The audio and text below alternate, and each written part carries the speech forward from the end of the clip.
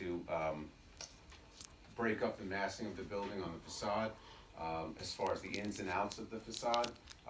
In this version, we are 4 stories. We have eliminated that 5th story, as Mr. Bloom had mentioned before. We have pushed out the 4th story, though, to align with the face of the building along Kutile and Middle Neck. That allows us to get the 48 units in here and more square footage as well in these particular units. As we said before, nothing's below the 600. There's an anomaly where 1 or 2 on that ground floor where the high 6s. Other than that, they're all 1,000 plus, 1,300, and so forth. I'm not going to run through every floor plan because it does get somewhat redundant. The roof itself, we would like to run the roof, the elevator and the stair bulkheads up to the roof. So the 4 stories, 40 feet. We'd also need to request for the bulkhead, obviously, so we can access. This is just a placeholder right now, but the intent is to have a roof garden up there for the residents. When I say roof garden, not only is it pavers, but we'd also like to have vegetation, a green roof. And while I touch on that, other green techniques or environmentally responsible design techniques that we will be doing, all LED light fixtures throughout, dark sky compliant exterior light fixtures so we don't shed light onto the neighboring properties or up directly into the sky. Low or no VOC paints and adhesives throughout, high recycled content for all the finishes, low flow plumbing fixtures, motion sensors. Not only did I say LED fixtures throughout, but motion sensors in the public hallways and mechanical rooms and things like that to reduce our energy footprint or carbon footprint. Additionally, we'll be investigating solar panels, photovoltaic systems to help facilitate energy consumption, and that's typically used for some of the common area light fixtures. We've seen in the past when we incorporate that, you don't generate enough power to offset like apartments, but we can offset some of that in maybe some of the corridors or stairwells and things of that nature. So we'd be incorporating those type of energy efficiency and green design into the building as well.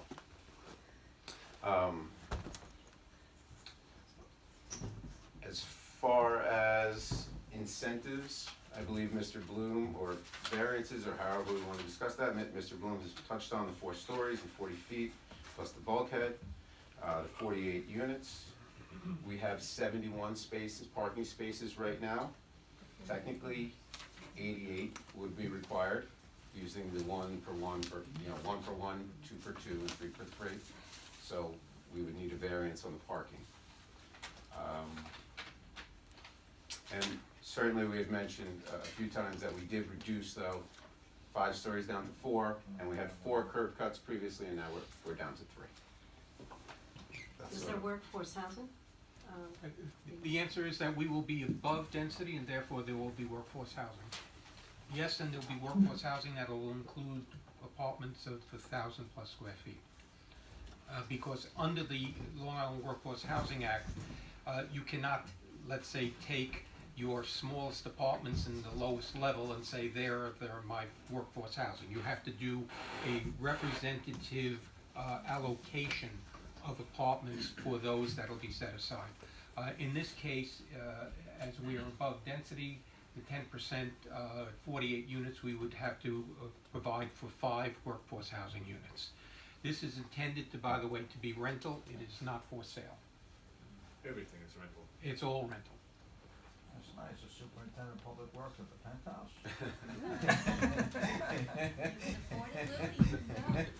Are we Unfortunately, going to fight over which apartment?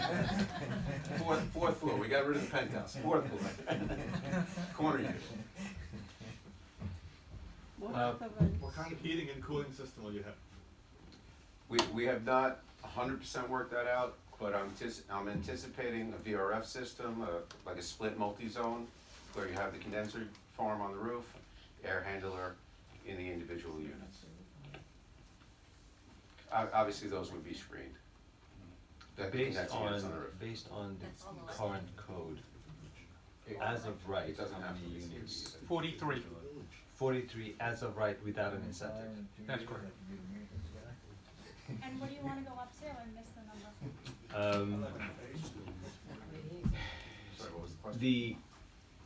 The incentive you're asking is for 5 additional units? That's correct. In this plan that we're proposing here, 5 additional units. And I remember that we had this discussion, I don't know about this, but I did ask for a different presentation. I see that you reduced from 5th floor to the 4th floor, but I see that instead of reducing it to the 4th floor and keeping the same plans, you just moved the 4th floor now closer to where it was. That is how we were able to accomplish the 48 units by pushing it forward.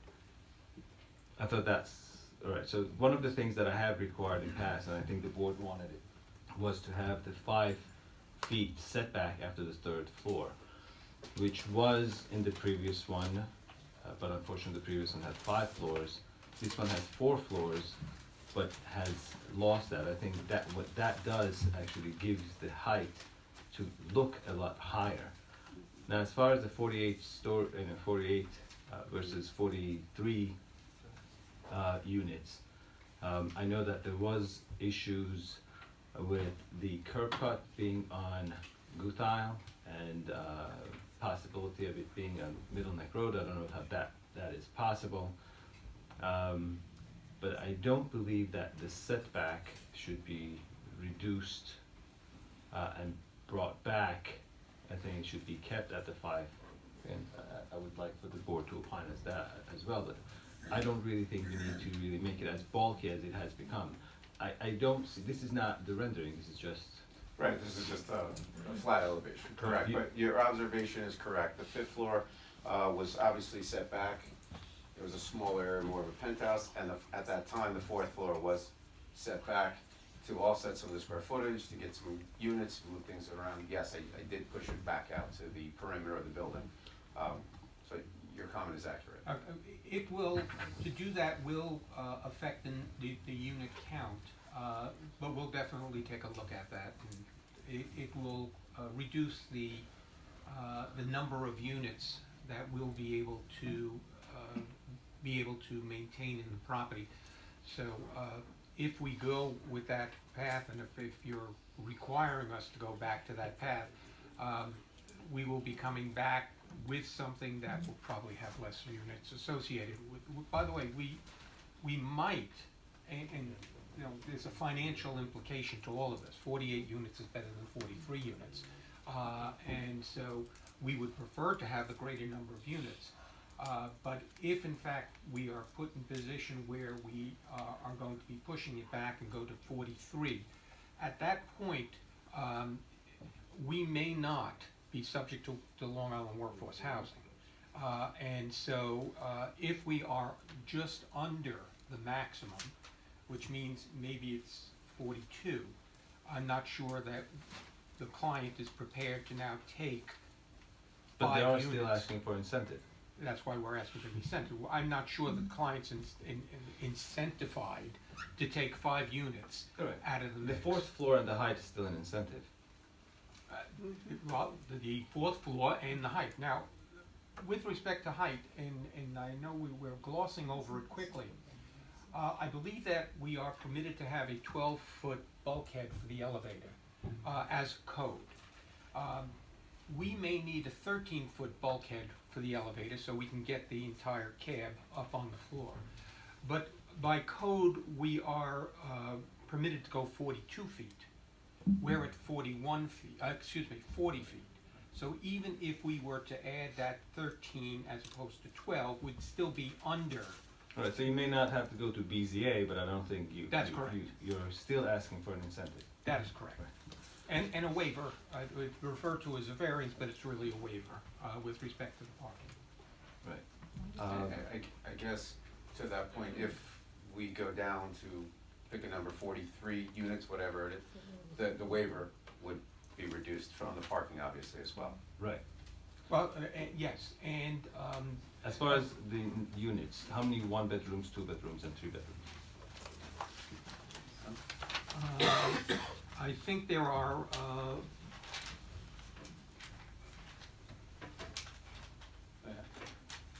total of, three, I'm sorry, Yes, no, what was it? There. okay, 3 ones, 15 twos, 15 threes. No, I'm sorry.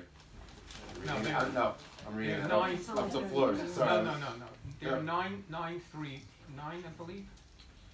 There are 6 threes, 28 twos, and 14 ones. Yes. I was reading the charts out of this.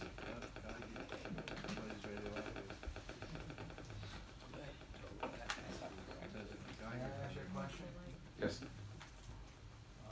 I love the building, but I wanted to just ask you, instead of the 3 entrances and exits being on Guff Isle there, why can't you make the one that goes all the way around the building, that third one? Why can't you make that one on Middle Neck Road and come around that way? So that there's not three curb cuts on the Guff Isle, and one will be on Middle Neck to circle around the building. That wasn't a planned question, but thank you. As indicated, there is an existing curb cut where the curb cut on the easterly side of the property that is going to be utilized with respect to the entrance. There is also an existing curb cut on the southerly side of the property on Middle Neck Road.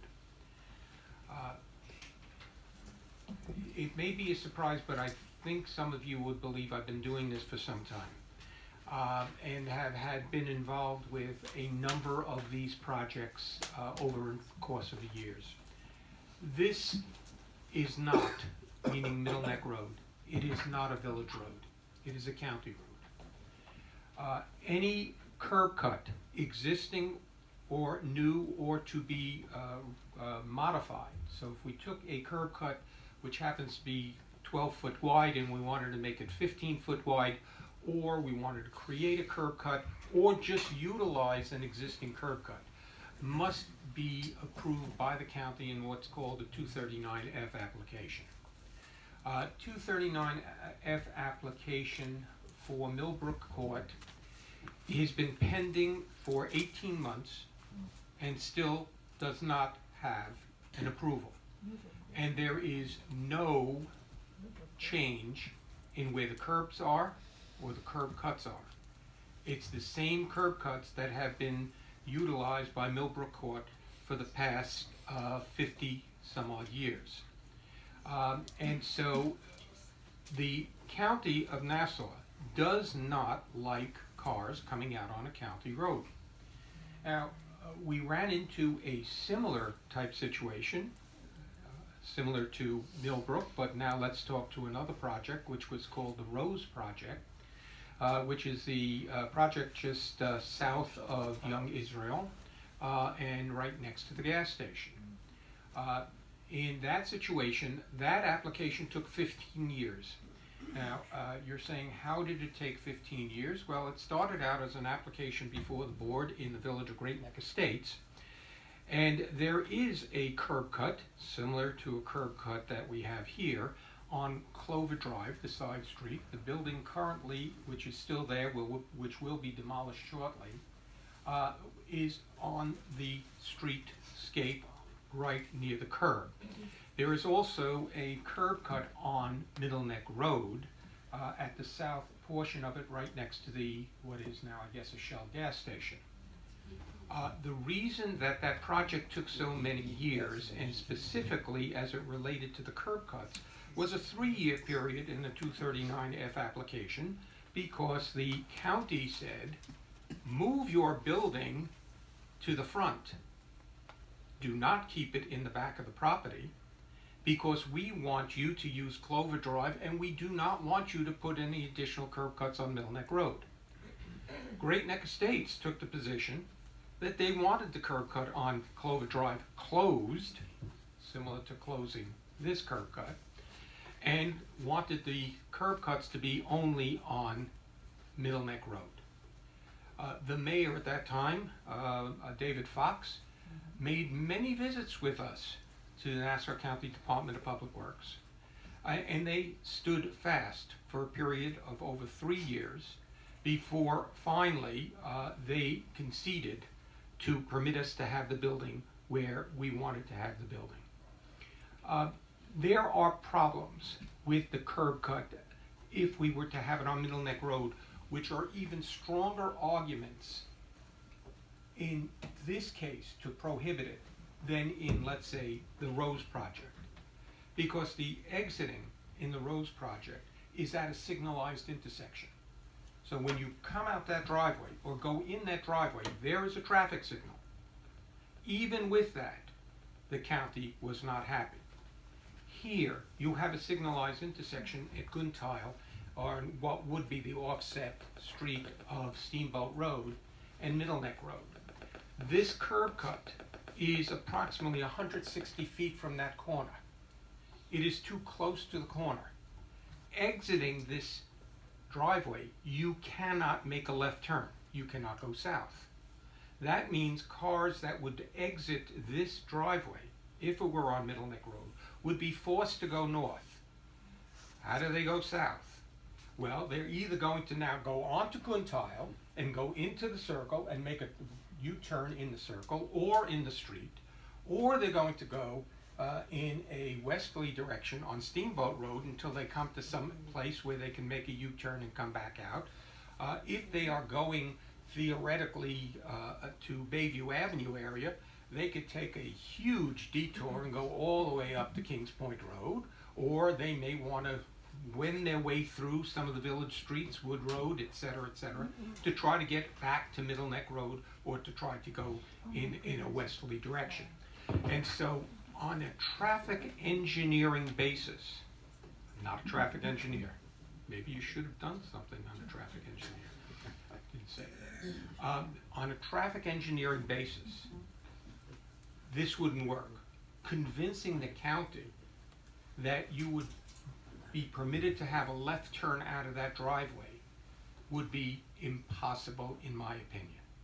And so having that curb cut at that point and location with its relationship to the corner and the signalized intersection, if those other projects took 3 and 4 and 5 years to be able to be approved, this will be an open lot. Now that might be very acceptable to a lot of people sitting here, except for the fact that the owner of this property has been sitting on this property for 15 years. And there has been numerous applications, discussions with respect to the development of this property over the 15 years. And many times it was, oh wait, we're going to change the code, things are going to be better, just sit tight, etc. Well, it's now time that this building has to be built, as opposed to leaving this lot as a vacant lot. It has been a financial disaster, and the client has been working with the village for all these years, listening, sit tight, don't do anything, and so they didn't. It's now time for this building to be built. To put in here a factor which will, in my opinion, only delay and not necessarily result in any positive result would be a crime. And I would ask this board not to require us to put a driveway at that point. Very well said. Thank you for answering that question. I didn't expect it to be that long. I get paid by the work. I'm working on this, on the letter, but that hasn't happened yet. Very well said. Can I ask something, clarification? No, you have, unfortunately, you actually need you to stand up. No, I don't turn around. We can still ask them to set back the 4th. I think it's definitely gonna make it look smaller. Yes. Yeah, No, the logo. It's really just questions, but clarification, mainly from the board. My name's Elliot Drosenswide, 30 Nirvana Avenue. Am I correct in my understanding that the code right now is 3 stories, and the 4th story is the incentive? Yeah. And to get the incentive, the owner is giving something back to the community. Right. Is it my understanding that what he is giving back and the incentive is those 5 apartments? No. No. That's where, That would be getting away cheap. No. so what I would like to Right, know so- is what the incentive Right, is. so the way the incentive is calculated, the reason the 5 or 6 or whatever number of units are given is because the moment they go above a certain number, it is required by the county. I don't know if it's the state, but it's the county state that requires a percentage of the units to be workforce housing.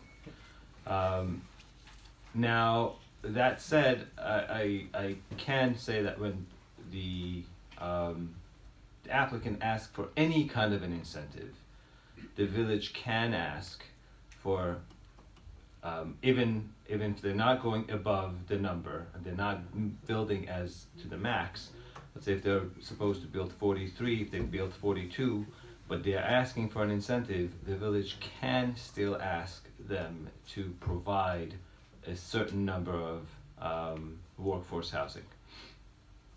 The way we calculate, I mean, I'm just going to say it roughly because it's very difficult. We still don't know what they're going to say, but it's usually the 15% of the added value of what they're asking for an incentive.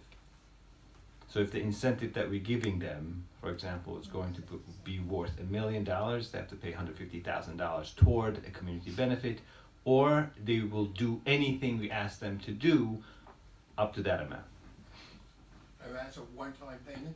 That's a one-time payment. Well, obviously, the taxes that it generates is going to be a lifetime payment, but it's the payment that the village gets is a one-time payment. Yes.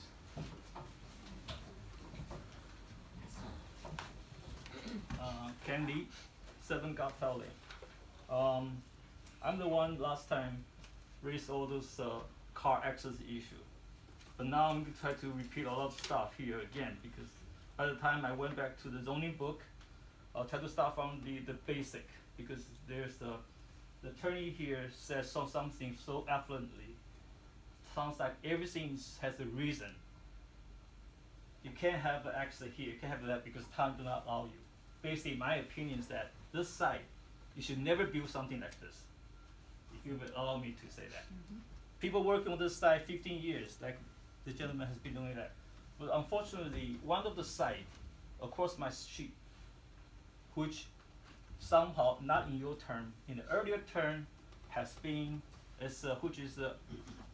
just want to put in record because I repeated so many times, that landmark building has been taken down. But again, even that landmark building, which is still within number 4, Garfield Lane. Now it's gone, okay? This landmark building, which is, being taken down, people have some kind of magic, eventually allowed it to be taken down. That's one thing. But then later on, it got rezoned, okay? So it's kind of a long way paced plan to make this plan kind of looks possible. Because without that property being merged and later on got rezoned, your property doesn't have enough store frontage. Like I think you need 150 feet street frontage, so you can build so-called the multiple family project. So without that law being merged and rezoned, it's no possible for a multiple family project from the first beginning. So it's a long-paced plan to get to today, which I now will finally understand. So again, I'll just say transparency. My neighbor and I himself and some other people here, previously, we all know some houses nearby going to be done something, right? Or neighborhood building, or you can have a gathering place, we all know. For this project, we have no idea until September. I heard for the first time. And then, ironically, you look at all those filing project based on this that I downloaded from the today's agenda. The first filing date is back to January 9/18. Do you know anything about this project? No.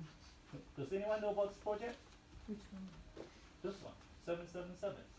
The first time this one had been filed is January 18. We didn't know until September this year. So what happened? I mean, the whole so-called the transparency, now you're all really begging people to get to the website and check everything to say, oh, now we have this, okay? So nobody can have enough time to respond to this. So all the stuff we're talking about right now about massing, about parking, which should never be resist because the whole planning was done earlier with those curb cut was never planned to this way, right? To be fair, people like my neighbor, myself, and another one purchased the property. We are looking at, probably we know, or at that time when we were buying this property or whatever, you have only the first 100 feet you can do apartment buildings, okay? That's what happened. So we can imagine maybe 2 stories, 3-story buildings somewhere along the Middle Neck Road. They're not going to come in from Garfield Lane at all, okay? And then the rest of it, whatever can be small houses, can be whatever in a lower scale. So we can have our sky, we can have our sight lines. Now it's all gone because people believe based on the current zoning and whatever new zoning added, improve, so they are entitled to do whatever they have here. I'm not against any development, but if this development destroy our current quality of this neighborhood, of this immediately, I try to borrow some words from your zoning. I can, too many of them, I cannot, but in the, okay, since I'm talking about this, has this project been reviewed by planning, site planning review? This is, I think you're making a mistake in one thing. First of all, to say that there's no transparency, none of Okay. these. Okay, say there's transparency. Let me finish my sentence, and then you can interrupt me. I let you speak. The reason this has come. This is the second time they're presenting, and the presentation is not to seek any kind of an approval tonight. Do you know that? I already know. Did you know that or not?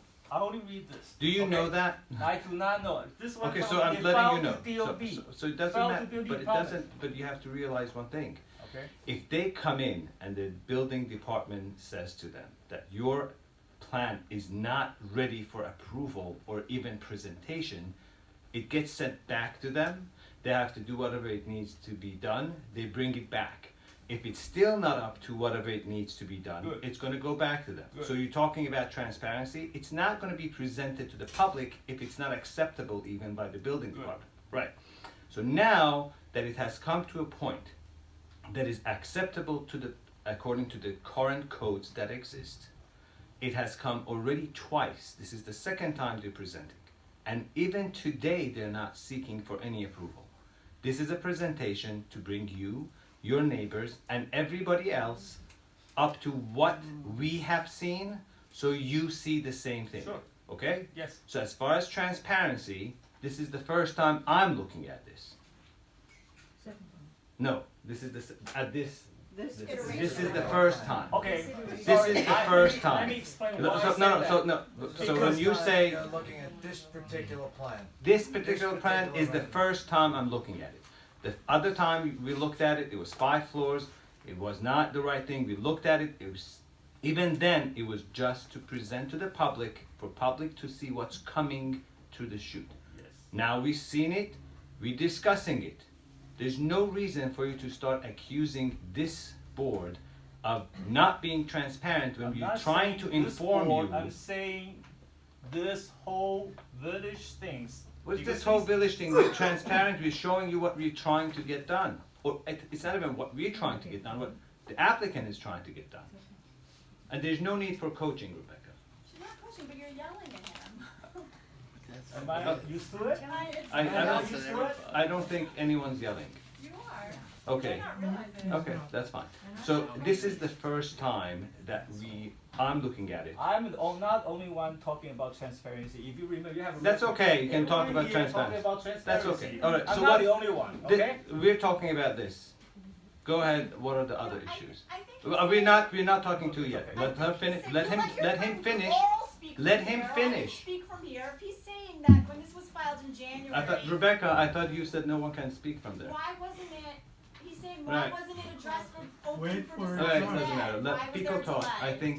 think in the court that she goes to, people Okay. speak over each other. Okay. Now since site, if this not have to go through the site plan review, that's very good because I'm going to point out only one sentence in the zoning talking about the site plan review.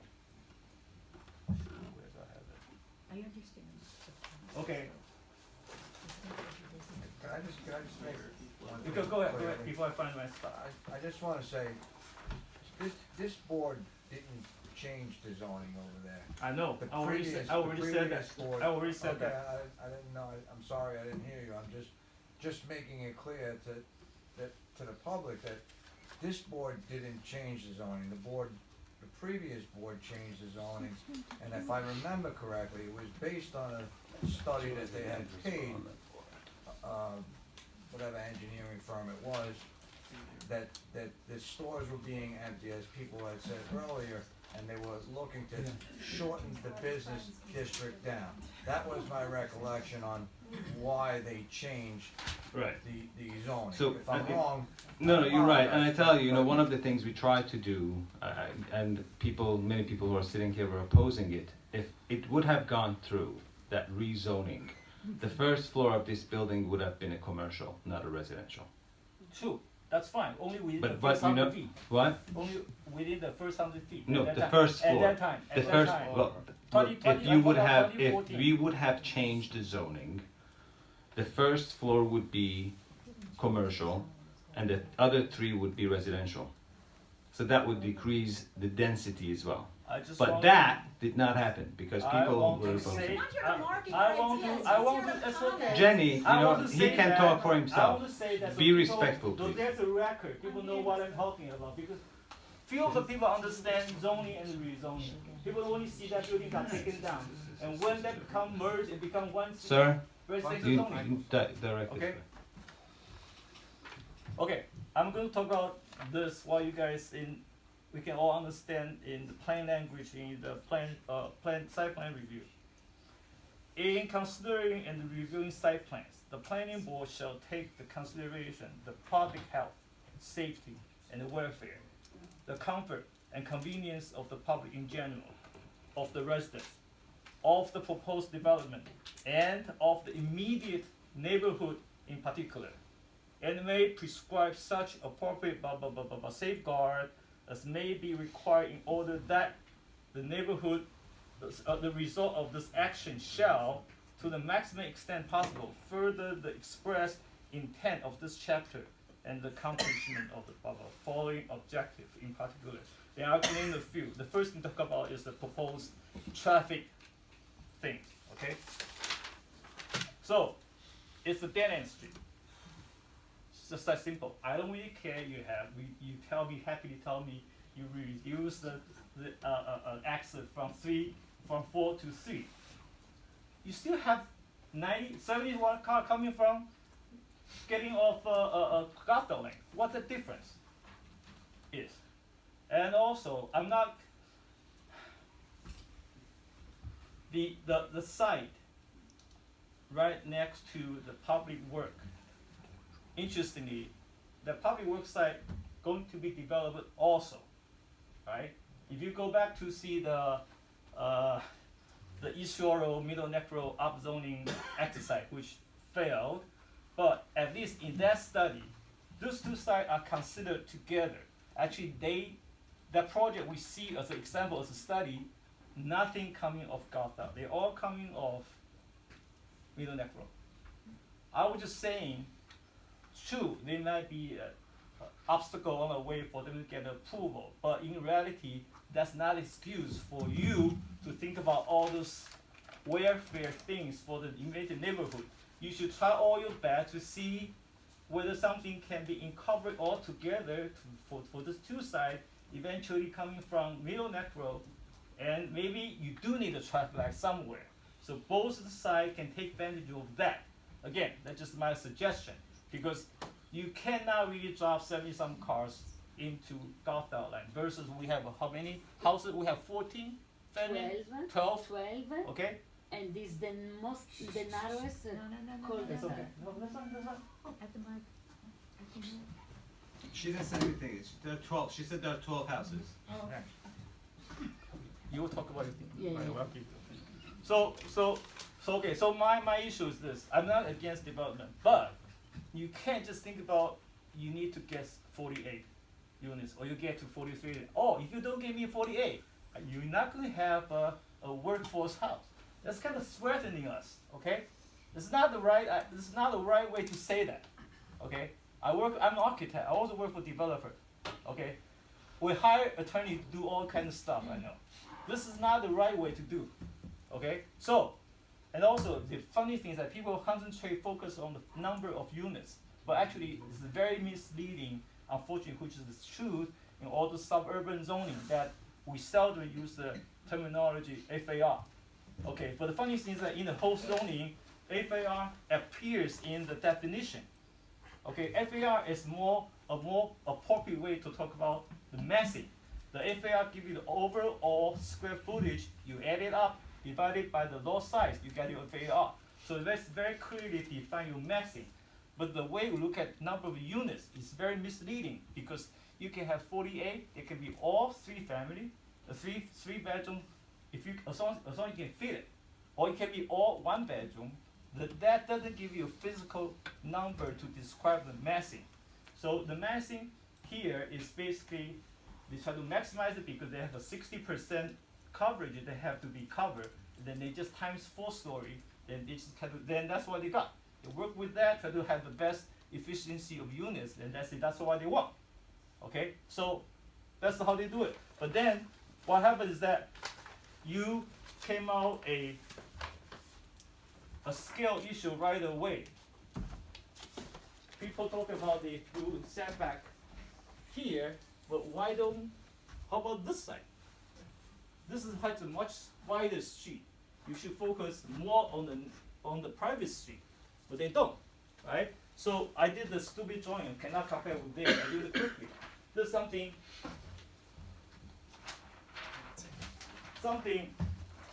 just a quick study, so people can have an idea. When we talk about the scale, it's not only, it's something kind of, you cannot quantify it, but a section will tell the story. The first one here above is the current zoning. If you have a house like that, you have front yard 21 feet, and this is what kind of sideline you have. So it's easy for you to see the sky, to feel more relief. But with this lower section here, I plug in that building section right over here. 30 feet with the how do you call it, handrail, and step back another one, and that's your sidelines is. That's what your most concern is. You feel a wall right in front of you. Okay? So if anyone respects the scale of the immediate neighborhood, you're going to study this section right away. Unfortunately, I don't see anything in their previous drawing at all. Even in their site plan, the attorney keep telling us, oh, one of the exits is facing my 7 Gothard Lane. But what is this? Is it one curb cut or 2, or it's like a 30 feet wide curb cut? You know, where's my house? You should show them, right? None of the drawing is telling the story. I mean, I don't even know how you can do this site plan study for this drawing you have here. And you know, my neighbor here, he's on the fly. He's going to be coming back in 1 hour because of the holiday. She lives right over here. I'm going to tell her, you have a ramp right next to you. Okay, congratulations. Okay, so I'm going to finish. My last thing is this: incentive. Right? People ask incentive. My question is that, what's the incentive do for the neighborhood? What do we get from it? We only suffer from it. Thank you.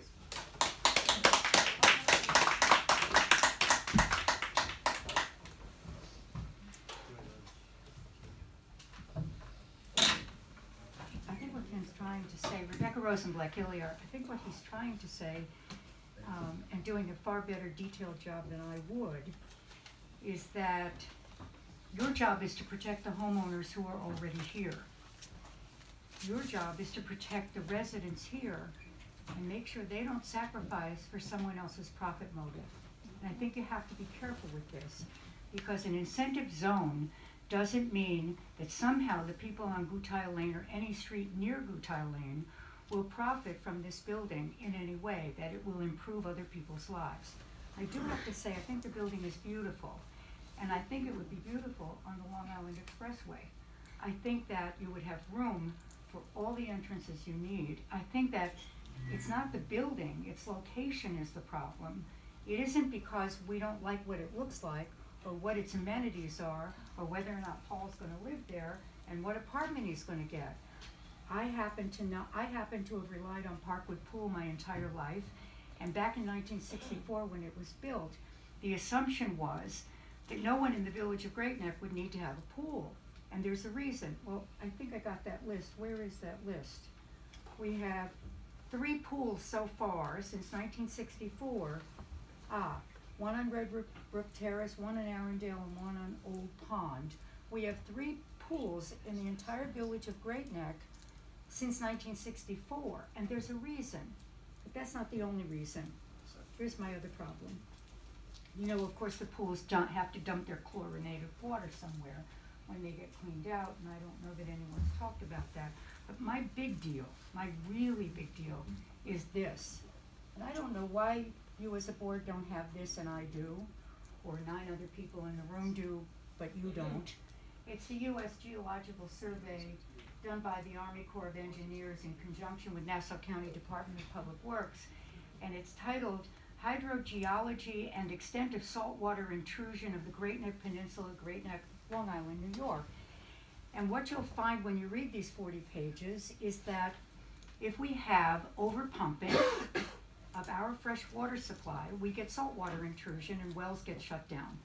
Now, I know there's been enough in the newspaper, and I'm not sure who here reads the newspaper, but we've certainly heard that there is this noise that maybe we're going to have to lay pipes and get our fresh water hooked into New York City supply to their upstate aquifer, their upstate reservoir, because our fresh water supply is diminishing.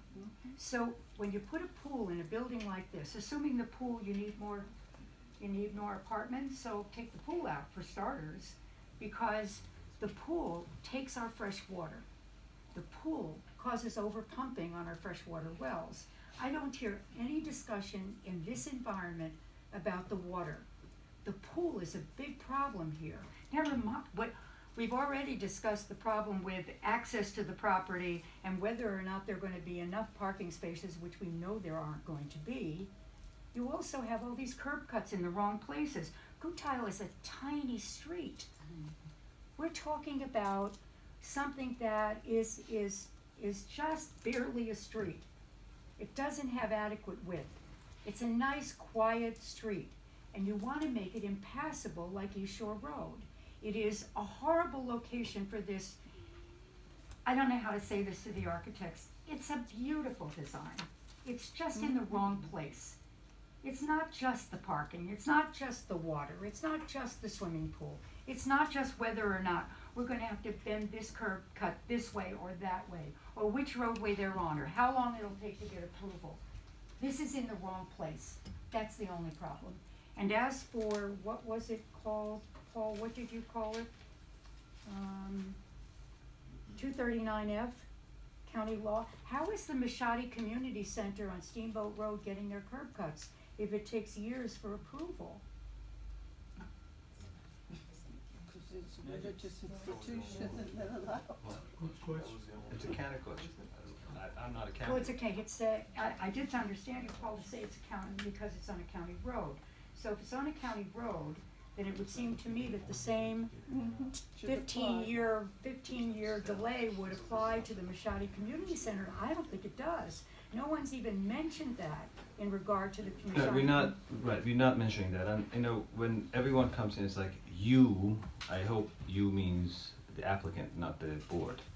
When? Who said When you say you are proposing this, Who you said understand? you? You.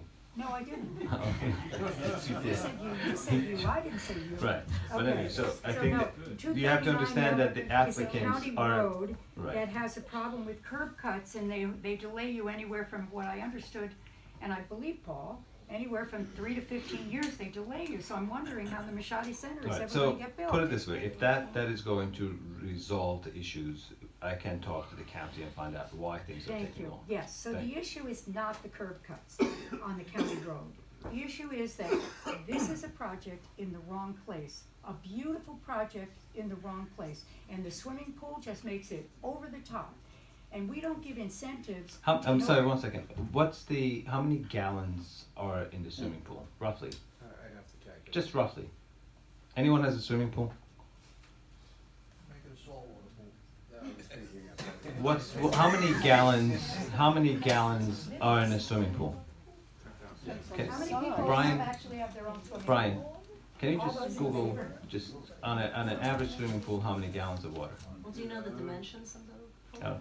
No, What's the dimension of the 50 pool? meters by 20 meters by... Yeah, but it has to be filtered, so there's I just wanna know water what's going the, through. are we making it big? 20 by 40. 16 by 20 by 32 feet 40. for a little one in the back.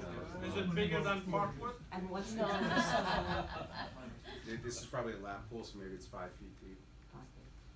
You're not gonna be diving. So it's into 5 feet deep by 20 by 40, something like that. 20 This is by slightly 40. So different, can you but just Alright, calculate so how many it's liters a that is? little longer, a little narrower. 4,400. 4,400 gallons?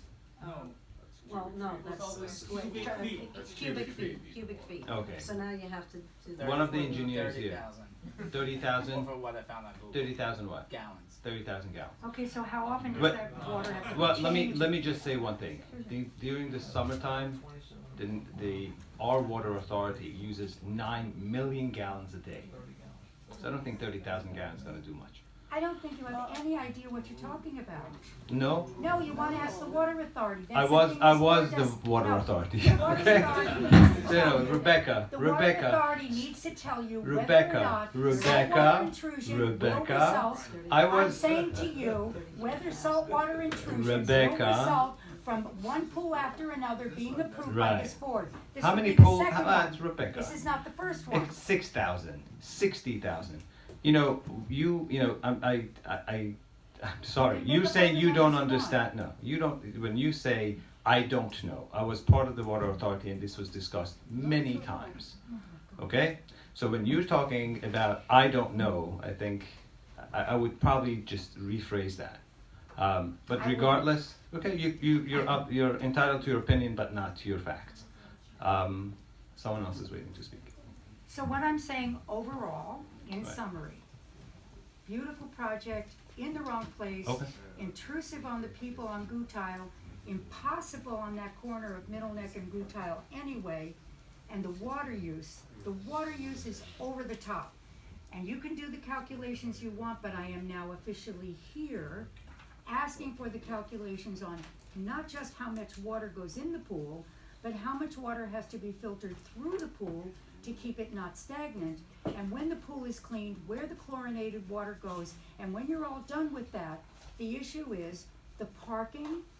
The parking, first of all, is diminished and inadequate. You know that.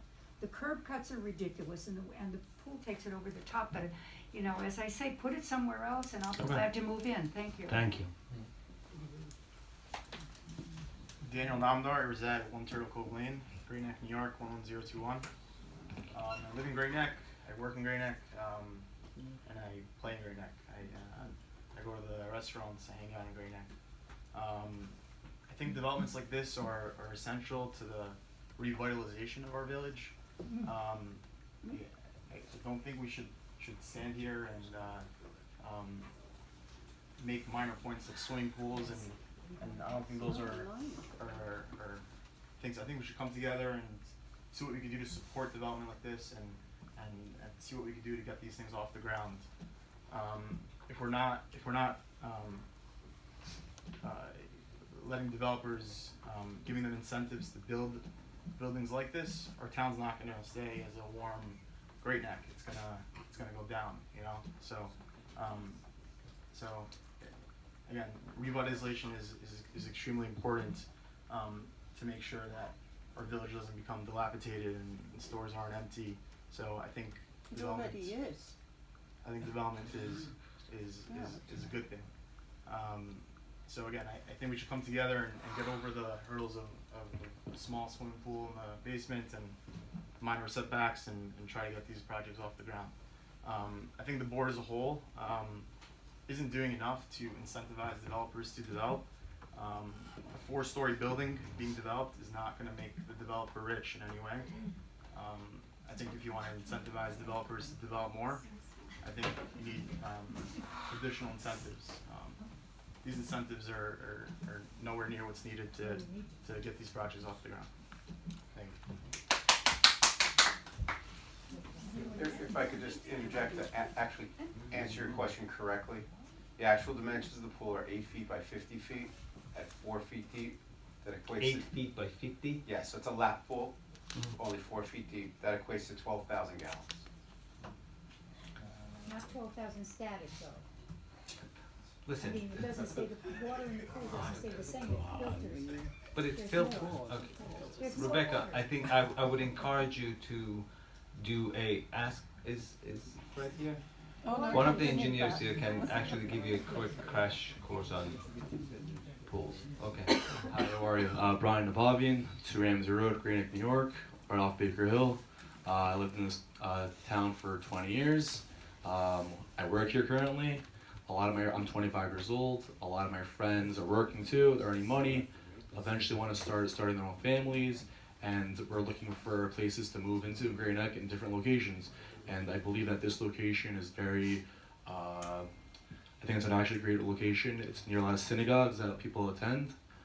It's next to all our offices, and I think a better supply of apartments in Great Neck would only do good for the community, for young adults just like myself, want to start families, and to want to live in a location near our temples and also our offices. Thank you. Okay, I too live in Great Neck, and my family is here. I have 2 children. My husband lives here too. I moved here from Manhattan. I bought a house here. No one's against revitalizing the downtown. I think that people that oppose adding residential complexes to Great Neck want to revitalize the downtown or our commercial districts in a way that won't harm our successful institutions, right? To say that, you know, this developer is not going to profit off of this development and probably at the expense of the community is silly, right? So obviously this is going to be a profitable venture, or why would the developer want to pursue it? And there's going to be serious downside for the community. We're already facing overcrowding in our schools, and this is going to add a lot of additional people. There's definitely going to be a strain on resources, water above and beyond the pool, right? Sewage infrastructure. It adds people to our parks, and it is a fallacy that adding a residential complex will revitalize our commercial district and increase shopping. Numbers do not bear that out. So here's the deal. Port Washington, Roslyn, Garden City, they have successful commercial districts and less people than the Village of Great Neck. We have enough people to go shopping. Stop saying we need to add people to get our stores to be successful. That is not true. We have more people than other areas with successful commercial districts. So that is not true. And now, when counsel for the developer was speaking, he indicated that this complex is going to be for retired empty nesters. So I guess my question goes to the attorney for the village. I take it from a Fair Housing Act perspective. You cannot rent to only empty nesters or a particular population of people. No, not necessarily to answer. You can go ahead and ask the question, because they are I saying asked the this question of the you can't ask the attorney question for to- the village. she's- I'm not asking for legal advice, I'm asking a question. Right, you can ask the board. You don't have to ask the attorney. Well, he's the attorney for the village, right? So But- it's not, right. I mean, Right, but he So- answers to the board, not to the village. okay, I would assume that the attorney would have a better understanding of the Fair Housing Act than you would, but I can direct the question to you. Can this new development limit who it's going to rent to under the Fair Housing Act? Can it rent to only empty nesters that aren't going to have children, which could potentially overcrowd the public I don't think that's schools? what he said. He said it's geared toward them. Okay, so that's what they're gonna attempt to market to that population, but there's no guarantee that young families won't move Of in. course In not. fact, this gentleman just indicated that Right. he would like to move in and start a Yes. family there. Point being. Okay, so it probably would add young families and students to the public I schools. hope it does. Right, and so along with the incentives that you would require, would you require this development to contribute money to the school district so it could build Are they? out to accommodate Let me- the are enhanced they? population? Do you know that they pay higher taxes toward the school than Like the house? Avalon? Cause I believe Avalon has a lot of exemptions around the school Well, taxes. it's It all is- going to be, you see, you have to No, also. it does. If you wanna interrupt Let me me with your finish. facts, let's talk about facts. Avalon has serious tax exemptions, so it doesn't contribute to the schools Okay, in the how way long that are it these weighs on their tax? resources. Okay, Jenny, first of all, do you live in our village? Yeah, it's 10 years. Your Do you live in our decisions village? impact me, Good. and so I am free So to I'm going speak to here. answer And you. from an Article You're absolutely 78 right. perspective, my comments I think you're screaming. could be used, you're right, I'm sorry, I should not be No, screaming. you shouldn't. My comments could be used if they Right. are embodied in the record in a court proceeding brought So I tell to you, right. contested decisions. So it if makes sense for me to may speak. I'm allowed may to I speak here. respond to your concern? As Sure. far as Avalon was approved before our administration took over. One, two, they are and they have gotten tax exemptions, but these tax exemptions are going to expire very soon. Meaning, in a very short time, they're going to pay significant amount toward all taxes, including village taxes and school taxes. Now, based on the number of the students that they have added, which was I think about 33, in very short time they're going to pay a significant amount of taxes, which is way more than the 33 students that they have So why brought. don't you But let me make the finish. numbers available Let on me your finish. website? Let me finish. And based on that, they're going to produce a lot more taxes toward the school that is going to relieve you and me from paying the ever increasing taxes that the school has. I And have no rightfully problem so. with paying some taxes. Wait, you don't, but many people do. So what's going on now with this development or any other development that comes in? Are they going to get tax exemptions? They may. It's their right. It's not our right. But the tax exemption is not forever. The tax exemptions expire in about 5 to 10 years. So how does this, so in your view, this development benefits the community? So we just I did talked not say about- that. Okay. Why do you assume that I think that is benefiting the community? Because it's on the agenda? No, I guess that's my next question. Well, so you assumed it, correct? So a lot of your mistakes were because of your assumptions I'm that you had. asking, listen. I don't know. I'm here to listen. If you're here Jenny, to I'm try here. to impugn No, no. my credibility, No, that's not well, what this is supposed what to I'm be trying about. to do- You what are I'm a trying to political do- figure, you're supposed to address What my I'm- questions and I- comments. well, what I'm trying to say is that we are here to listen to what they're presenting. You are here to assume that we already approved it. Okay, I made a comment that I think that this will harm or create an overpopulation risk for our public schools. You went and defended the project. No, I didn't saying defend the that project you because you said Avalon Bay. No, we talked about on Avalon. tax grounds. You talked And about you said Avalon. you hope it adds families. That's not I do. defending the project? No, I see. Okay, so is the board going to require an environmental impact statement for this project? it is part of the.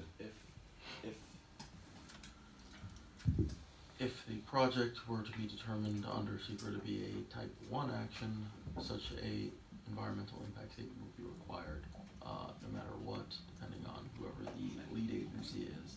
The board would be required to draft, or the board would be required to take in and review an environmental assessment form.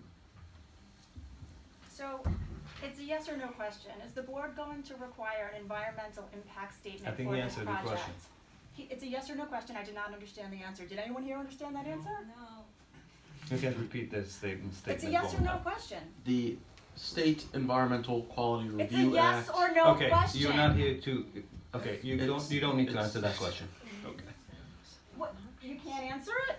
It's not Are a you yes going and to no require- question. Is the board going to require an environmental impact He answered your statement? question. Did not. No. We're all still waiting. The Okay. community's sitting here waiting That's for the an answer. answer. Is this meeting being recorded, by the way? Is a record being made of Yes, this it meeting? is. Okay. So you're not answering yes or no to that question? The answer is not a yes and no question. Is the board going to require an environmental impact statement for this project? That is per Is se the- a yes or no question. It's not a yes or no question when you factor into the idea that we do not have an application in front of us. We do not have the environmental assessment form in front of us. We do not know the details of this project yet, or, you know, the minutia involved to make said determination. So it's I not a see. yes So or you're no saying you question. don't know if you're, so you haven't yet, the board hasn't yet decided if this project rises to the level that an EIS will be required. It may decide that it's not significant enough for an EIS to be submitted. That's not what I'm saying. But if you, So why force something that may not happen? It's not there When yet. I do that, by the way, you get very aggressive, but now your friend's doing it. So what, so what is the next step? So you're saying that we're at this preliminary phase, so what is the next step in terms of what you're going to do to allow or not allow this to move You forward? see, one thing again, I said to the previous speaker that you guys come into assumption that this already been approved. I'm asking. I I'm not thought making the any next assumptions. is What we're is the listening. next step? What are you gonna do? Okay, I think I'm going to ask for the next speaker. I think you're getting a little bit more rude than you should be. What? It's a question. It's The a question very he reasonable answered. question The in next one is context. that we're going to have a meeting to see what they're going to come up with. We are hearing other people and we're going to make a So, recommendation. A Have you recommendation around what? What are you deciding? You'll hear after I hear everybody else talk. I'm asking a question. You can't answer it. It's I just pretty- answered you. I don't think you understand answers. You didn't understand his answer. You're not understanding my I answer. said, what is the next step? And We what are- is your okay, response to that? Right, so the next step is after you sit down, I'm going to listen to the next person speaking and I'm going to collect all the suggestions and we make a recommendation to the council. You make a recommendation to what council? Mr. Bloom. You make a recommendation to him on what? On whether he should alter the plan? Forgive me that I'm a layperson. I'm a citizen. I'm not, an expert in these issues. You make a recommendation to him to what? To You'll change hear. this so that Let's see what the other presentations say, or the other speakers want to say. Okay, wait, I think I had a couple of other questions. And by the way, if this concerns you so much, have you gone to Great Neck Estates or the plaza? You know very well that I've spoken out about overdevelopment across But have the you gone to their peninsula, and boards? I don't Have you gone to single their you boards? out. Have you gone to their boards? I don't know when their meetings are, but I Interesting. wrote an For you article not that knowing. made clear that I criticized That every is local very governmental interesting. body. Jenny, That very criticized every local That's governmental body right. I in think you Great should go to Neck. their board meetings. I like you will. I can. will start going. You to should. their I board told you meetings, that and about you should 6 start months ago. communicating with them. This is a communication. With How them, are you communicating with those other boards about overpopulating our peninsula? so we did By have a making meeting. decisions in isolation to build residential Well, complexes. again, How that's are you another communicating assumption with that them? Jenny, you're wrong in every fact that you mentioned. What am I wrong about? Because So we you're have communicating met, with them and it about was on the overpopulating news peninsula? that all the mayors sat down and we met. We've Right, met and with I Laura responded to Corrin, that we've meeting right, so in we've an met and opinion we've piece. discussed. So if you allow the next speaker to speak, I appreciate it. I will allow the next speaker to speak, but I think that it's totally inaccurate for you to insinuate that I single you out as if I care enough or have some animosity against you as an individual. What I am against is overdevelopment. Right, we haven't developed a single On thing. the You know, it's peninsula, very but it's interesting. a- See, it's Jenny, a proposed how many project that would drive that result. projects have we done in our peninsula, in I'm our not village? here to answer you. You're here No, to you're- answer you're- my questions. I and am you're answering my a question. comments. You see, Jenny, you know, it's, okay, next speaker, please. You see, it's very interesting, before Mr. Nauer speaks, that people come to this board saying that we are against overdevelopment, and not once they go to the plaza or other villages that have done I wrote an article that criticized them too. I heard you. I heard you. I heard Complex. you. I heard you. You can sit down. And the thing is, when you go ahead and go to their boards and discuss it the way you're discussing here, then you have legitimacy. When you only come here when we have not developed one building and talk about overdevelopment, you're out of line. I don't have legitimacy with you. Yeah, you don't have legitimacy that you're concerned about overdevelopment coming to a village that has not developed one building. According to you. That, I have an opinion too. Yes. Fred Nauer, 47 Arundel. I'd like to say that projects like this become inevitable.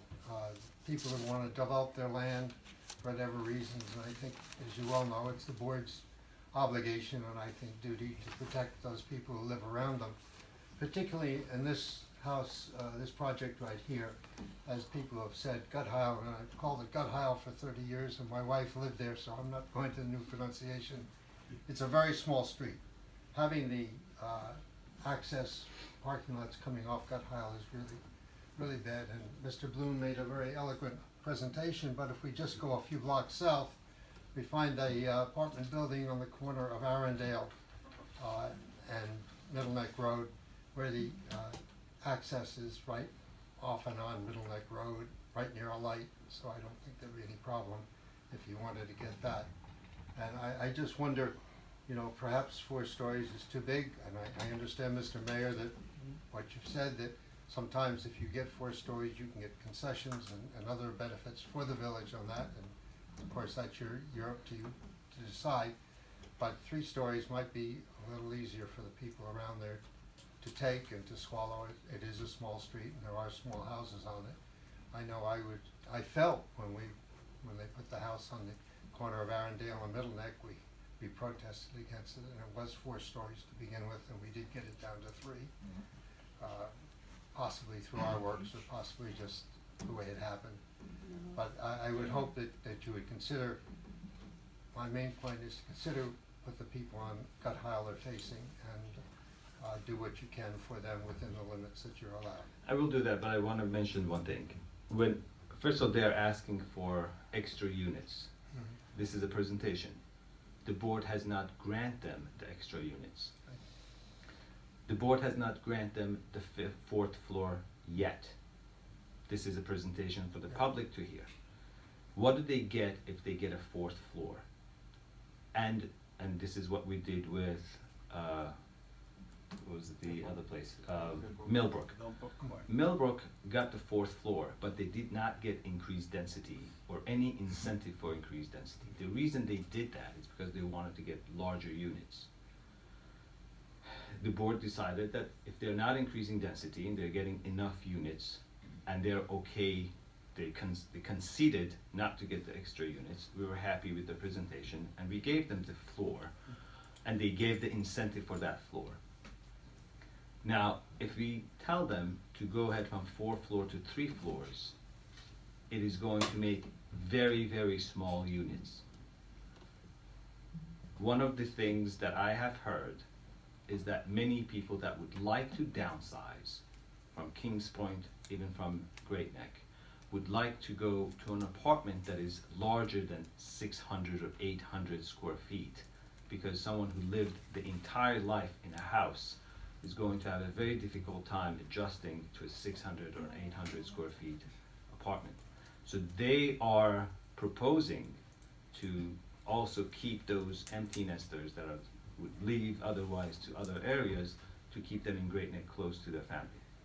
Now, if the 4th floor is not going to increase the density, and I'm not saying it is or it isn't, but if the 4th floor is not going to increase the density, and it's going to just increase the size of the apartments, and it's going to hopefully encourage the empty nesters to move in, that is something that I believe everybody can win.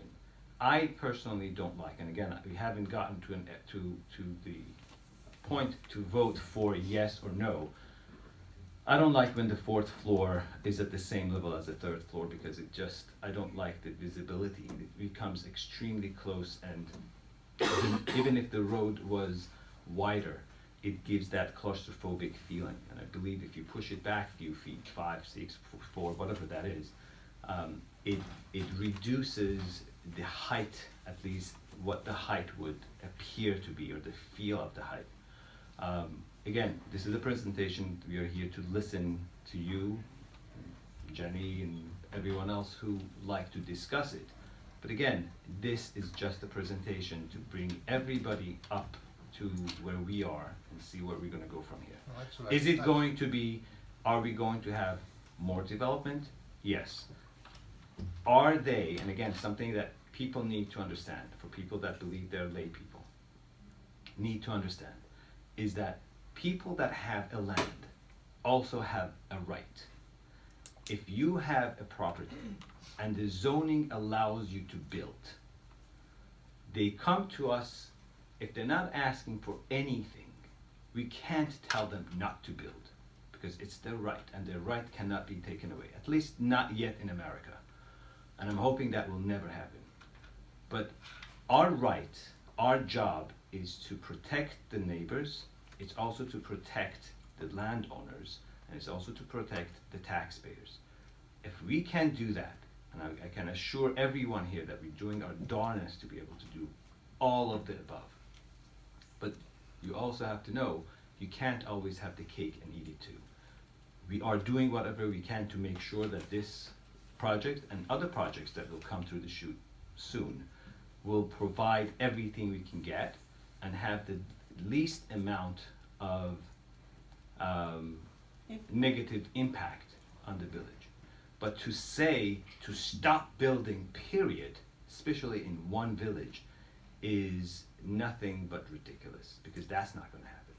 Well, I think you repeated what I said to you, and I think that, again, your basis is to try what you can, just what you said, to protect the homeowners that are residents, at the same time get the most for the village, and I think that's right. And perhaps, I don't know if any of you walked over to Goodheil and looked at I have. where this building would be, but that's I have, and really you're right, great. it is And a you can narrow, see- it is narrow. You can see what these people will be facing, and what See, the will happen. question is the one thing that I've asked Mr. Lee before. I am willing to sit down with Mr. Lee for him to tell me what he thinks, and I asked him that last time, what he thinks should be built in that place. I don't have an issue with hearing what, and I don't wanna hear, I'm not the engineer, I don't know, we're asking. But you know what, if someone comes and argues with a building, give me your suggestion, right? So you don't like the building, you came and said, make it 3 stories. Okay, I accept your presentation or a request because you asked something. You didn't say, don't do anything. No.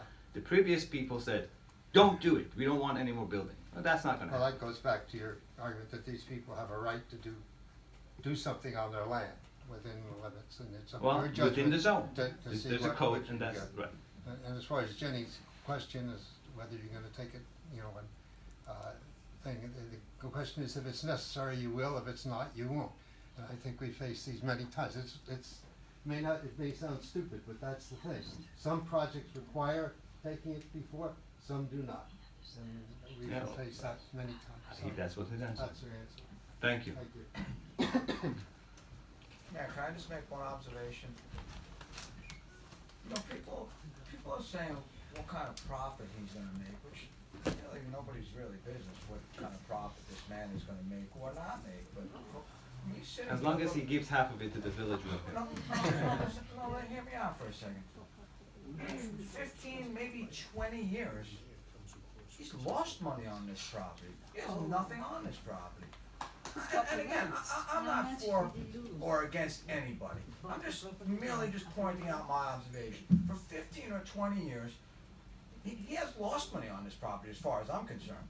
And a few years back, previous administration, he had the man owns a construction business, and he had some pieces of equipment there, and they made him move his equipment there. I don't know where he put it.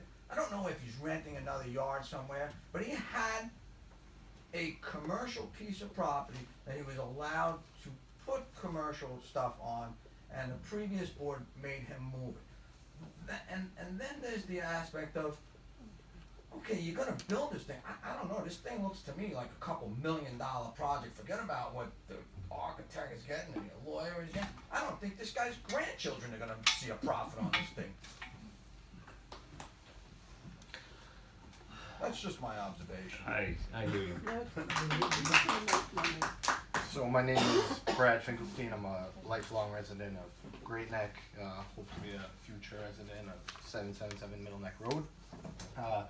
You'll notice I didn't comment on the stop sign issue, but I actually work at WeGo Chemical on Great Neck Road. So I have advanced knowledge of the coatings, adhesives, sealants, and elastomer market. So I'd be happy to recommend a paint that would be suitable for the village's stop sign needs. You got, give him your card. Yeah, exactly. No charge, of course, to the village. Okay. But in all seriousness, thank you to the mayor, the board, Great Neck community for being here this evening. My grandparents moved to Great Neck in 1955. They spent their entire lives in Great Neck until their passing. I myself was born here, and I'm a 25-year resident of Great Neck. So needless to say, I care deeply about our town. In the 6 years that I've been employed with my company on Great Neck Road, I've commuted to Great Neck from Brooklyn. Friends of mine and myself personally have been forced to live elsewhere. If the development of suitable new units is being stopped by individuals who have had their own home here for decades, it simply doesn't feel right to me. Young people moving to cities is not just a Great Neck problem, it's a national trend. We have the unique ability, being so close to New York City, where we can make Great Neck a place that retains young people. This is the type of long-term thinking Great Neck needs, so my future children and my future grandchildren can continue to be a part of this great community. So I support this development entirely. Thank you, good evening. Thank you.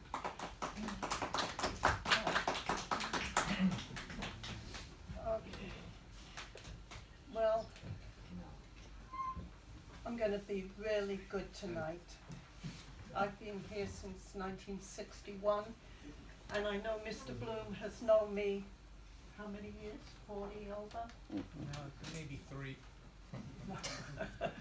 And whenever there's been something like this happening, developers coming into our village, wanting to build and not think, and then leave, not think about the residents that live here, I've stood up and we've gone head to head many, many times. I'm not going to do that tonight, I'm too tired.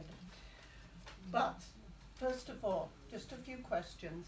What will approximately the rents be for the apartments? Just an idea. That's not a question for me. He's the architect, we have to ask the developer.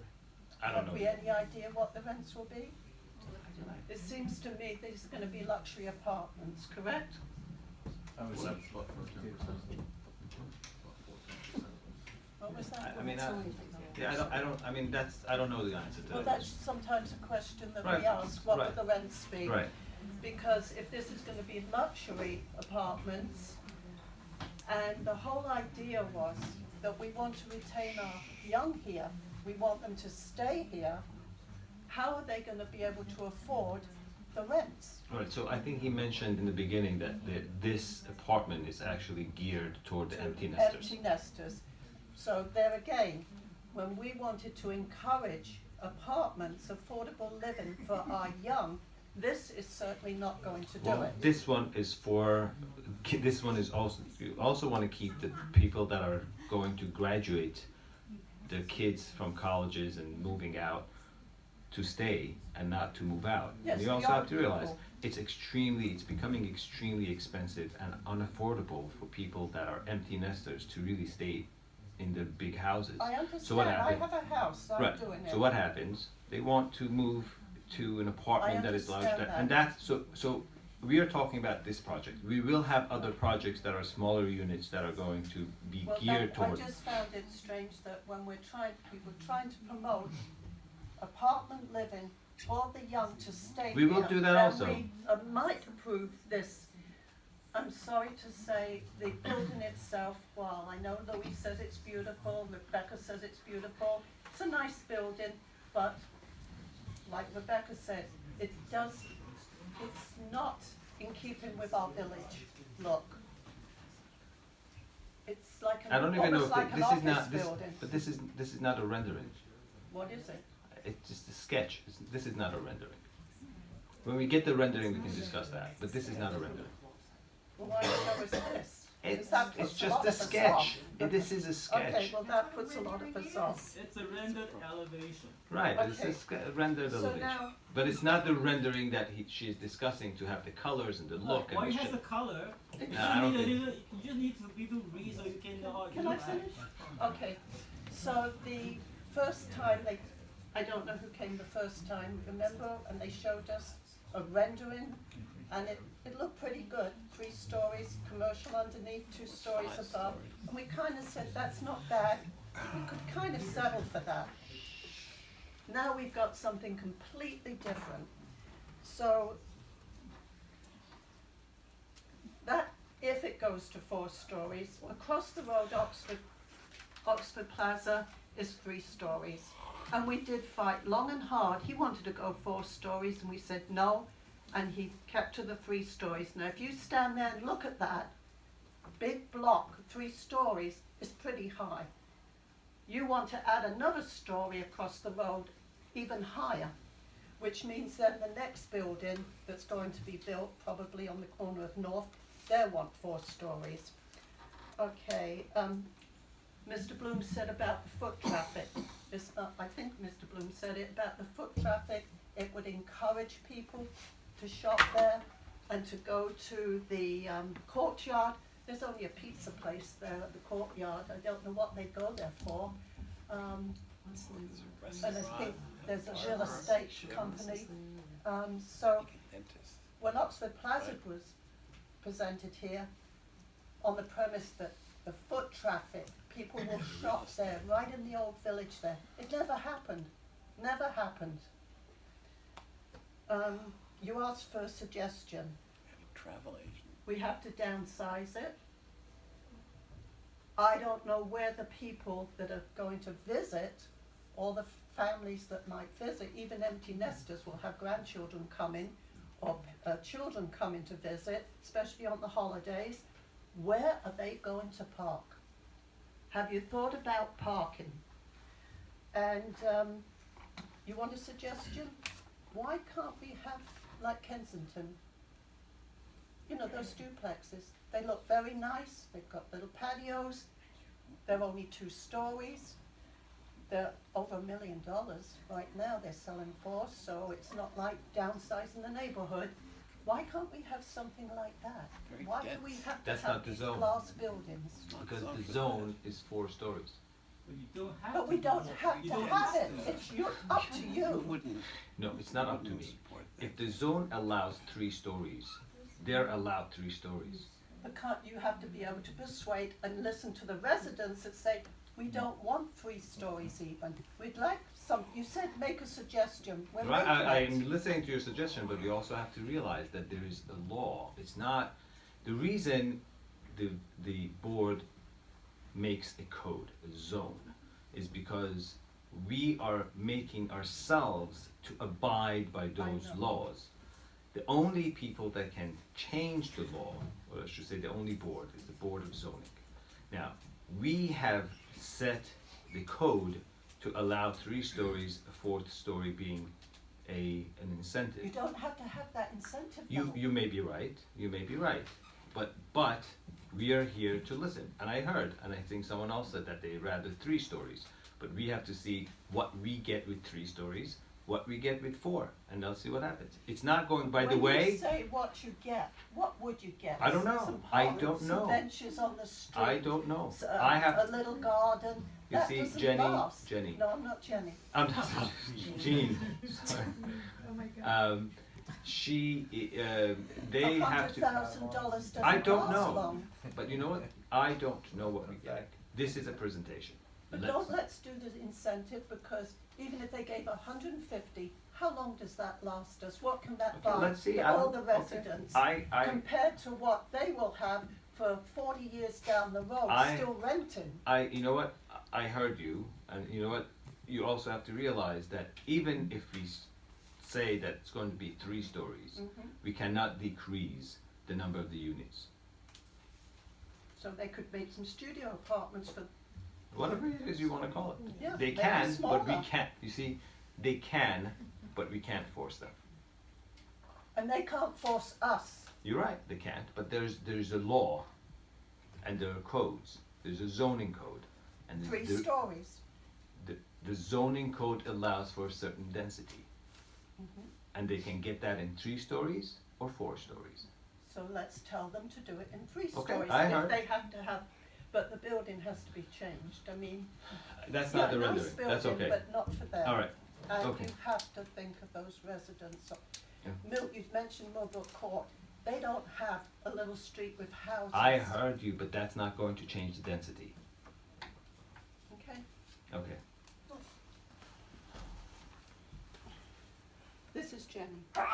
Yes. Very well It aware. would seem that if the interest is striking the balance between letting the property owner, You know, in most, I just want to Maximize. say, in most, almost every municipality, you get only one turn to speak. But you can go ahead and speak again. I appreciate the Kings accommodation. Point, you don't get a turn Hmm? to speak. Kings Point.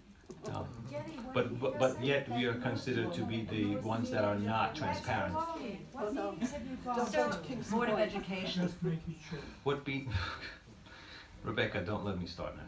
So I'll speak to you honest. it would seem if you're balancing the interests between community needs and the property owner's ability to derive value from the property, that you could limit the property owner to developing within the current law, right? I mean, that does seem pretty reasonable. Second, around parking spaces, I believe, but again, I admit that I'm a fish out of water here. I believe that when boards are being responsible to protect the community in connection with a development going up, that they require 2 spots per unit, that's the like equation or modeling. And I didn't hear anything in the presentation indicating that there would be 2 spots per unit. There'd be fewer. And then as for the parking that is being provided, is it all on the property? Are like the lots and the spots, are they within the borders of the property? Yes. Yes. Okay, but it's not 2 spots per unit. No, he said they would. And then on the incentive issue, you indicated that where the property owner needs to seek permission to go, I guess, beyond the current law, that there's a 15% of what payment, and who does that payment go to? There's a 15% of the added value. Okay, it's 15% of added value one time, then who determines where that 15% payment goes, how it benefits the community? It goes to the community benefit fund. A community benefit fund, and who controls the spending of the community benefit Board of fund? Directors. You do, and who decided the 15%? Not I, the board. The board, understood. And who decided the 15%? Does that derive from a law, or is that discretionary? It's in our codes. 15% comes from the code? Came from, but it was voted on by the board. This board. Which one? It was voted on by this board. Where does it come from? A code? It's a code. And then the presentation by council, I guess for the property owner or the developer, indicated that the apartments are going to be very unique given their size. What's the square footage of the Avalon apartments?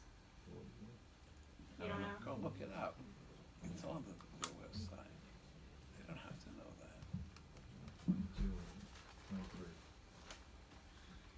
And why is a parking waiver needed? What is the ask that goes above what the law currently permits? Because they don't have sufficient. If they're not providing the number of the parking spots necessary by the code, they can ask for a waiver. What does the code require? It depends on the units. And at the beginning of Mr. Bloom's presentation, he indicated that I believe the plan was consistent with the Middle Neck Incentive Overlay Zone. What's that? That's an incentive zoning. You want me to explain to you what an overlay is? I want you to explain to me what the particular Middle Neck Incentive Overlay Zone is, yeah. For the sake of the time, I think that's something you can actually read on our codes, because we can't really give all these presentations on what the overlay is. I think that's something you can just educate yourself. But I'm not asking what overlay is in general. I'm asking what is the Middle Neck Incentive Overlay Zone? Like, what does that term encompass? It's an incentive that is given to the overlay, to the zoning that exists. For example, you have a 3-story, that is the zone. You can get a 4th story, that is an incentive. That's an overlay zoning. So are there limits to even what you can, I guess, grant that goes over and above current law? There are, that's the limit. The limit Got it. is 1 story. But you know, and yet you guys were against everything. We were saying you don't know what the zoning were. No, we were against the impacts it would have on the community. But did you know that what we were trying to do with changing the zoning was going to decrease? But you know, that's the problem. I The must people be are- very ignorant, I know. I must be very Unfortunately, ignorant that's because I probably disagree that's with you. It's not a matter of disagreement. Unfortunately, it's not a matter of disagreement. Anyone who disagrees with you is an idiot. I've noticed how you conduct these meetings. Please go ahead. Hi, my name is Lance Czar. I'm a resident of 10 St. Clair Drive. Lived in Great Neck my whole life, and piggybacking off of that, the impact that this would have on the community, I can list a lot of benefits that this could have on the community. Just as someone who's seeing this for the first time today, and everything's kind of coming to my head and how this could be so helpful. I recently got engaged a month ago, and I live at home with just my dad, and our home is a little too, it's just like too much for just my dad to live in alone, and this is something that he would want to move into as a single dad. He would want to move somewhere that we are religious. It is close to all of our synagogues, and I know many other people in our community who are either too single to a pair of parents, or with 1 kid, or a widow, or divorcee, or something, who is religious in our community, who this could be very beneficial, as it is near synagogues. They can walk, they can get as you know, religious people need to walk to synagogue. This could be way more safe, as people don't have to walk long distances to get to synagogue as it's right there.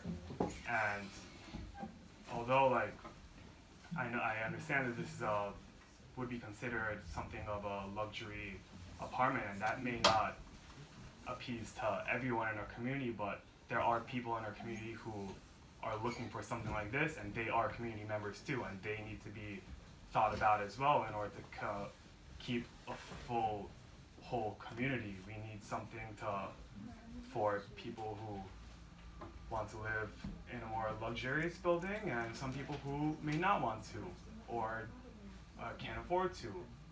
So overall, I think this is a magnificent idea, because we don't really have something like this in Great Neck, something in that area, something close to the synagogues. As I know for a fact, as a member of a synagogue, as a member of a synagogue member on Steamboat Road, plenty of people in my community would want to live in this building, as it makes sense for them, as whether they're an empty nester or a young growing couple.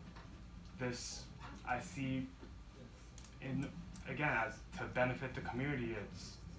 I really see no way that it's not a benefit. I see it's only a benefit. It's only going to make our community better and stronger, and it could appease to more people, and everyone. It could be amazing, and hopefully one day I can move there with my future wife, and if I have 1 or 2 kids, and it could be a great alternative to having to buy a house. So I look forward to seeing 777 Middle Neck Road being built. Thank you. You know, those townhouses.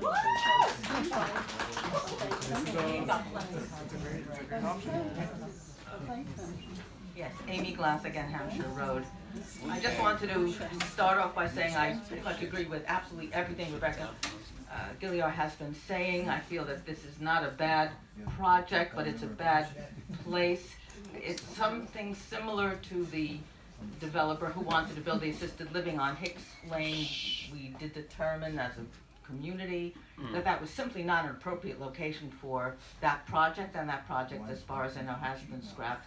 This is too large for the Guthile Lane access, and part of the environmental impact statement, which I can't imagine wouldn't be done, would include a traffic study, and I think any different number of types of environmental impacts, including the overuse of water or shadow studies or traffic studies, sort of trump some of the rules in the zoning code. I think that's the way it works. If there's an adverse environmental impact, it's extremely important to take those factors into account. The other factor I wanted to bring in is more looking at the larger picture. You know, you had your sort of magnificent view, you know, of the whole Middle Neck Road and East Shore Road redevelopment project, which sort of was a little bit too much for everyone. And now we're sort of approaching this whole thing piecemeal. Well, the problem with that is that we do need to think about the look of the village. Now, is this right next to the DPW site, and is there a very high likelihood that more housing will be developed directly adjacent to this? You know, it's very hard to approach these things piecemeal. I think we do need to look at this, at least in this one particular parcel, more as a whole. What's the whole thing going to look like in the end, and what's the entire density going to be in the end? This may be just too much, and then the other developer's going to come and say, well, I want to build a house for 200 families, and oh my God, we already have this, and then you can't do yours. I think you need to look at the whole thing, if at all possible, as a larger unit in terms of what you want to do with that whole larger super parcel, if you want to call it that. But in any case, I think that the traffic situation for the people on Guthile is just a disaster. Thank you. Thank you. Nice job. Hi, my name is Kate Goldberg. I live 26 West End Avenue. And I bought my house 6 years ago. I couldn't buy it 10 years ago. I couldn't buy it 20 years ago. I didn't have money. So I and my husband worked hard. We waited a little bit, and then as we could, then we bought it. So I'm sure these young men wish to live in Great Neck, and I wish them one day to live here. And I know not only these young men, I know thousands other young men and women are living on Brighton Beach, living in Russia, in China, all over the world, who want to live in Great Neck. Absolutely. And I guess you know also that all of them. Yes, I think, I have a feeling that half of the world wants to live in Great Neck. It's a beautiful place, and I even believe that they deserve to live here, but they still can't afford it. And my problem is that we start to accommodate all people who deserve but cannot afford to live here, so it just cannot end very good. So I just want you to think, I mean, these people may be your friends or relatives or whatever, but obviously you cannot choose and you cannot stop. Somebody who is not a relative or not a friend would also say, I also want to live in Great Neck, so build me also apartment houses, and 10 and 20 and 30. So I just knew that it will never, it may never stop with this house and with this young man. So I live and I live only 6 years here, you know, and of course those who are already here, they so kind of protective of the beauty of Great Neck and try to keep it this way. And of course there are always new people who come and some people that go, and that's normal, that's natural. But I think the idea that everybody who wants to live here should also be able to live here is just not realistic. And as I said, the whole world, or the half of it at least, would love to live in our beautiful Great Neck. And I wish they could, but it is just physically not possible. So I live 2 blocks from this project, And I just want to remind you that there is a very complicated, very big intersection. It's Middle Neck Road, Arundel, and Hicks Lane. This is a very, very slow intersection with traffic light that obviously was already tried to fix the problem, but it doesn't work because it takes very long from each side to wait to get to get your green light when you can cross. So the problem, you dealt with it as people wrote a petition who live 2 blocks away from this intersection, because the people are rushing to Which the. intersection is this again? This is what you deal with, where they were asking for this light for the stop sign. You know, Hicks flashlight and for the stop Hollis sign. Road? Yes, yes, you know. So this is just 1 block away from this intersection. So if the traffic becomes even stronger, so the wait time becomes even longer, the problem for people on Hicks Lane will become even bigger. So you should look a little bit further than even this street, you know.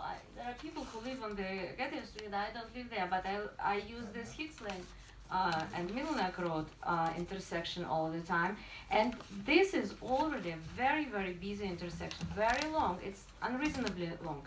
So you get even more, whatever, I don't know how many cars, so even more cars there. So you have to do something with this intersection. You have to think about if your plans are this, and you say this is not the last apartment building that you are bringing. You are bringing smaller, bigger, whatever, more expensive, less expensive. Think about streets. You have to do something with streets. So people have to come there. You see, I mean, I love bicycle, but I look like I am the only one in Great Neck who loves them. So, and you know, from Hicks Lane biking to the plaza, or to station, probably my husband is the only one. But you have to think something how you accommodate, what you do with the infrastructure if you want to accommodate. I'm against this building, yeah, but if you are building it, and it looks like you are, so think beyond it. So think about Great Neck about its infrastructure, about people moving around. So start to think about expanding your streets. Thank you.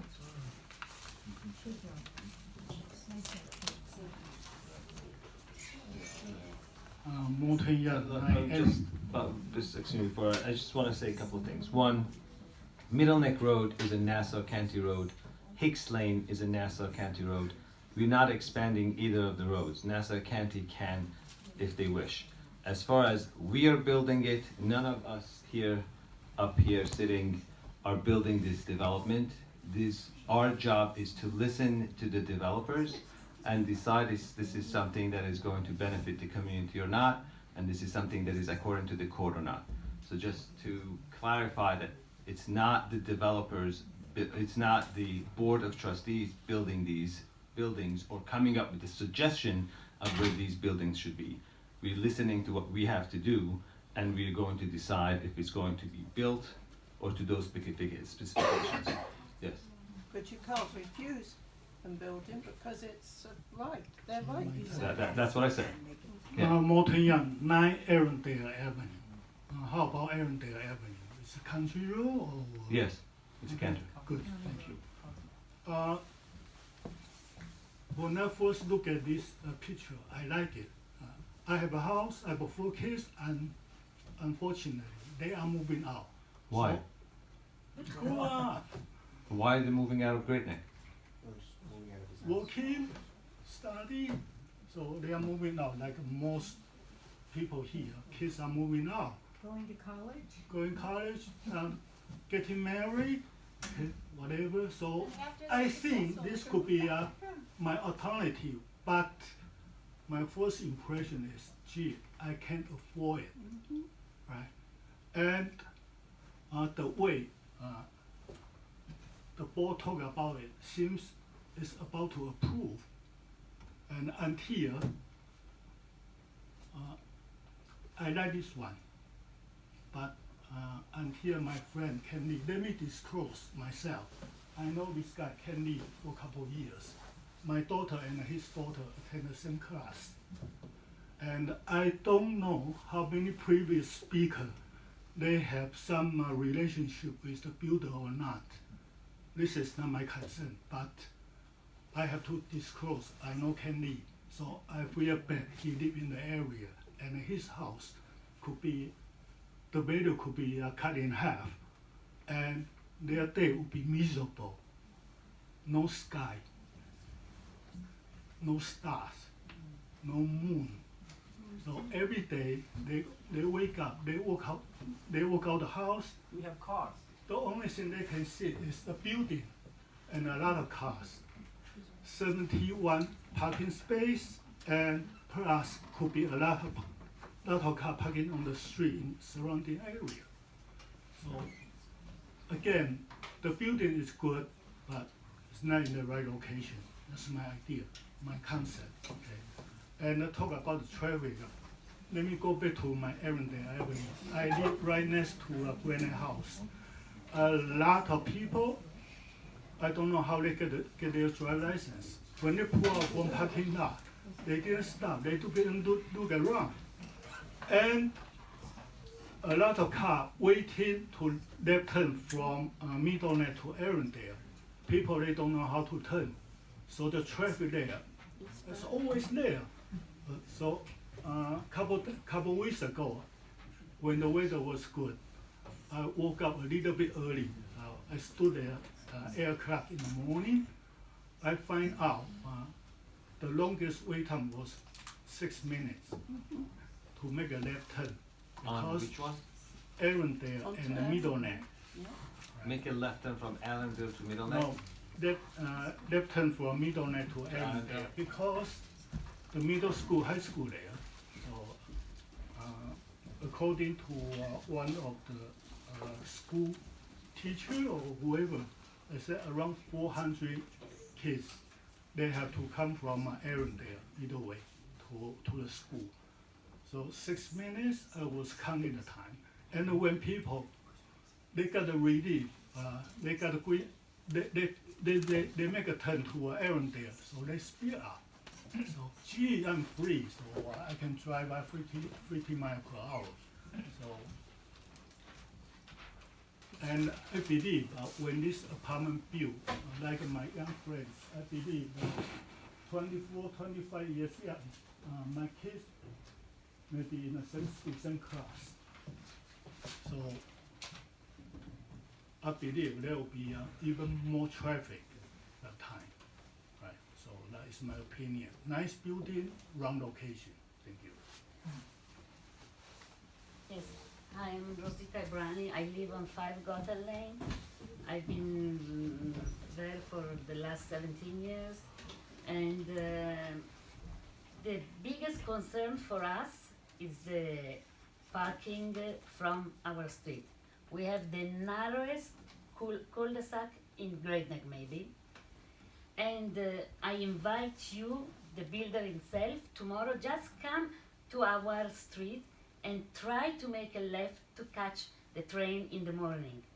It's 4 minutes to wait for the red light. We can make a left to go to Long Island Railroad. It used to take me 8 minutes.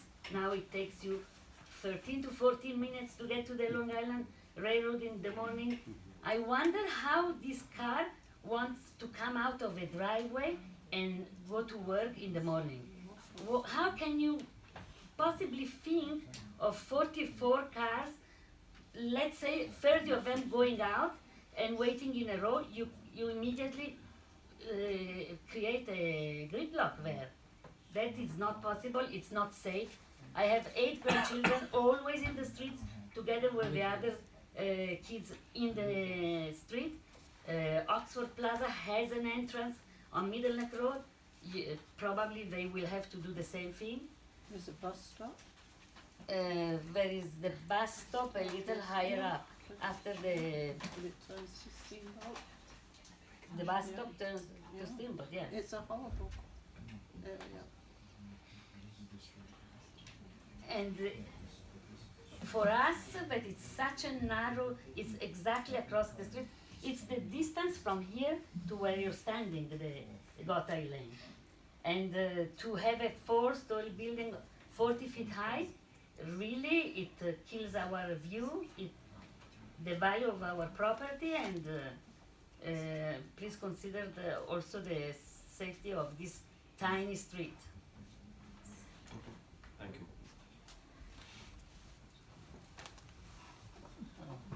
David Aubrey, live at 3 Apple Tree Lane, resident for 54 years. Speaking as somebody who lives on one of the 2 other dead-end streets that are off of Mill Neck Road, I want to express my